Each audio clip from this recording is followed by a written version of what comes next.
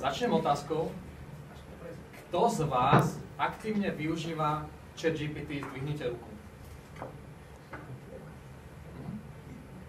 Skoro všetci, väčšina. Vedeli ste o tom, že ChatGPT má takú jednu veľmi zaujímavú funkciu, že on dokáže meniť osobnosť. Že ten váš ChatGPT sa zrazu vie zmeniť na vašu obľúbenú herečku, herca, športovca. A je to veľmi zaujímavé. Minule som mal takú slabú chvíľku a hovorím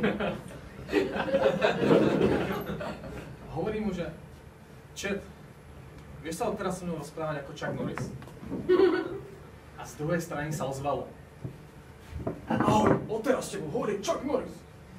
A keď Chuck Norris hovorí, slova sa počúvajú samé. Ale dávaj pozor na to, čo sa pýtaš.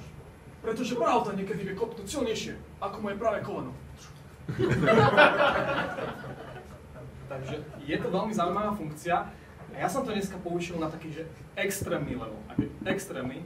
Hovorím mu, že počuj, Chat, vieš sa so mnou odteraz rozprávať ako Emma Watson, ktorej sa páčim? To bola diskusia. Nie, ale musel som mu potom zastaviť, že mám frajerku, takže... Dobre, poďme na druhú časť. Druhá časť bude hodnotenie, alebo hodnotenie rečí, ktoré sme